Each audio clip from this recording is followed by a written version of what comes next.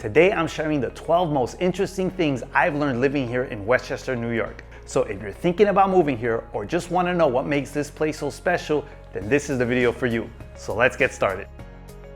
One of the first things you'll notice about Westchester County is how incredibly green it is. Despite being so close to New York City, Westchester is truly surrounded by nature. Now, I live in a co-op in Yonkers, and right outside of my apartment, I've seen bunny rabbits, I've seen squirrels, I've seen blue jays, I've seen wild turkeys, I've seen red robins, I've seen all these natural, beautiful animals right outside my window. And the local wildlife you'll come across living in Westchester include raccoons, foxes, and deer. But I guess it really matters where you're coming from. Because I was moving from New York City, for me this was a major change. But if you're coming from a more rural area, then you might be more familiar with wildlife. Either way, Westchester has tons of parks, trees, and trails, and all the beautiful wildlife that comes with it. Now, if you're a fan of the changing seasons, then Westchester is definitely not going to disappoint you. We get all 4 seasons here. Right now we're in the middle of summer, so it's very hot and humid, and temperatures usually go up into the mid-90s almost every day. So the fall is absolutely magical as the leaves change color. And depending where you're coming from, this may not be normal. My wife comes from Colombia, and in her country, the leaves don't change color. So she absolutely loves seeing the oranges and the reds of the tree leaves changing color come the fall. And in the winter, we get snow. And the snow is beautiful, but some winters are worse than others. You can expect freezing cold temperatures on some days, which means that some days, yes, the temperature does fall below 32 degrees into the 20s and even into the teens and even less than that, but then other days during the winter, you're gonna be in the high 30s or low 40s. And the number of snowstorms can vary tremendously. Some years we get 1 or 2 and other years we get 10 or more snowstorms. And spring is definitely the shortest season of them all. Some years it feels like we jump from winter right into summer. But when we do have spring, it's usually in the 50s and 60s, and there's usually a ton of rain that comes in the spring. So if you're planning to move here, you want to have clothes for all 4 seasons. You want to have big, heavy coats and boots for the winter, and you want to have bathing suits for the summer. You want to be ready for it all. Something that took a bit of time to get used to here is that the school district, the post office, and the town you live in can have 3 different names. For instance, you might have a White Plains mailing address, you might live in the town of Greenburgh, and you might belong to the Edgemont School District. And this is really important because it's the school district, not your property address, that really impacts your home's value. Now, everyone is used to this, but if you're moving to Westchester, then this is something you definitely want to familiarize yourself with. Now, Westchester is not a cheap place to live. The median household income for a household in Westchester County is $118,000, which is a lot higher than the national average of $40,000. And this is also reflected in the high cost of properties. The average single family house in Westchester County is selling for $1.3 million, and the national average of a single family home in America is only $416,000. And I would say that a starter home in Westchester County for a 3-bedroom, move-in ready single family house starts at about $650,000. You really can't buy a livable, move-in ready home for anything less than that.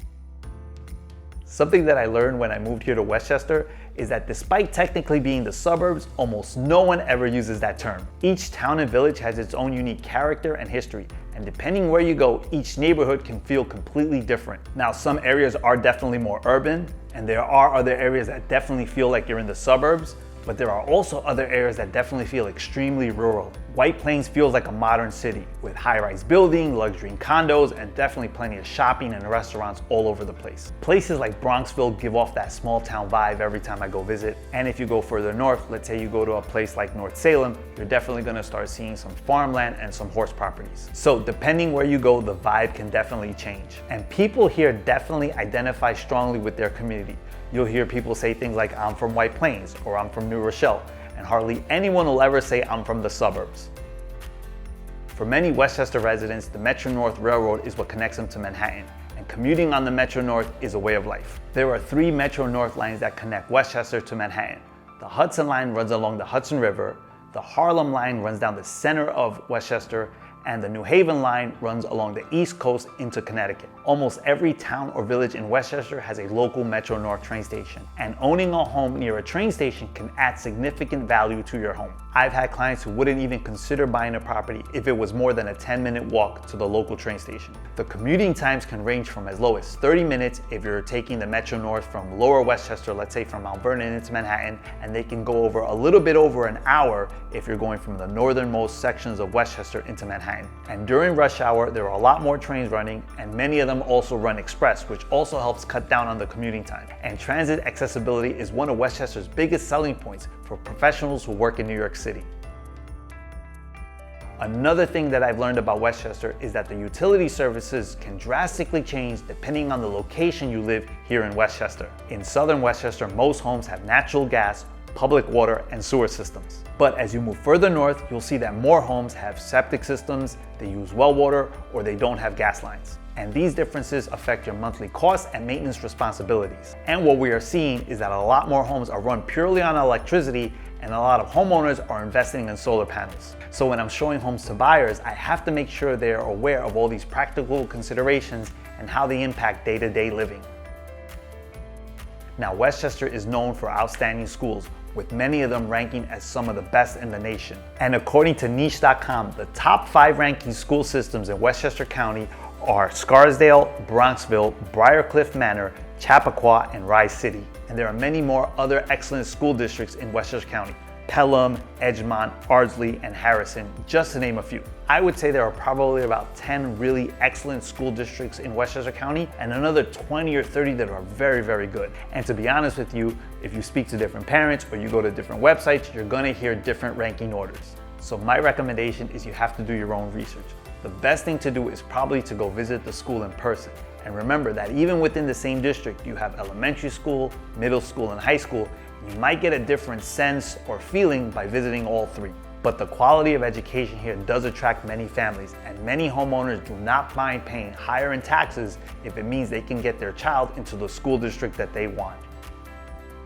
Now, speaking about taxes, let's talk about Westchester's notoriously high property taxes. Now, they are some of the highest in the nation, with property tax bills that average between $15,000 and $30,000 for moderate homes. I'm not even talking about mansions. I'm talking about regular single-family, 3-bedroom colonials. These tax bills can be $25,000, $30,000. So property taxes are based off of how much land you own and how nice your home is. So as property values go up, so will property taxes. And for many homeowners here in Westchester, filing for a grievance to lower your taxes is just the way of life. So what are the benefits of paying high real estate taxes? Well, these taxes are used to fund those excellent schools, pay for all the beautiful parks, and also pay to go towards all the services that make living in Westchester such a great place. Now, one of my favorite things about Westchester is when I discovered that there's a seasonal fruit picking calendar, which, coming from New York City, I just didn't know. Throughout the year, different farms allow you to pick different fruit, but only while that fruit is in season. So this begins in June with strawberries. And then in July and August, you can pick blueberries and peaches can go into September. And then apples can go from September, October into November. And then you have pumpkin season, which can go from October into November. So this has become a tradition for many families, including my own, which we usually go to 1 or 2 pickings every year.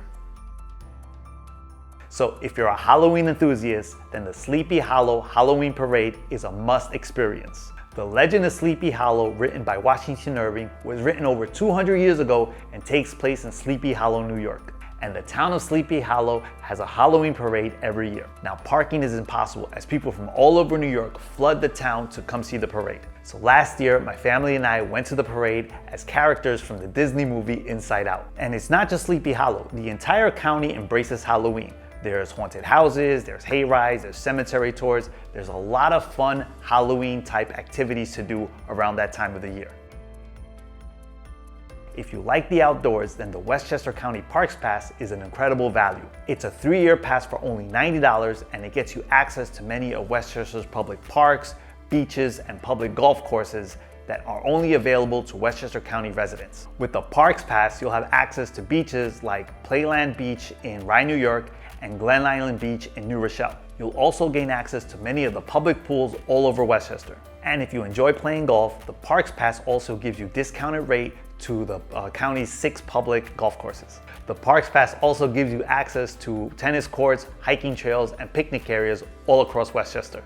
Now, Westchester has over 18,000 acres of green space. And down below in the description, there'll be a link to the Westchester County Parks Pass where you get full details on the beaches, parks, and golf courses accessible using the Westchester County Parks Pass. And if you want to watch more videos about what it's like to live here in Westchester County, New York, I created a playlist with our best videos about what it's like to live here in Westchester County. So click on the link, it should be on the screen right now. Again, my name is Walter. I help families buy and sell homes here in Westchester and Bronx County, New York. Thanks for watching.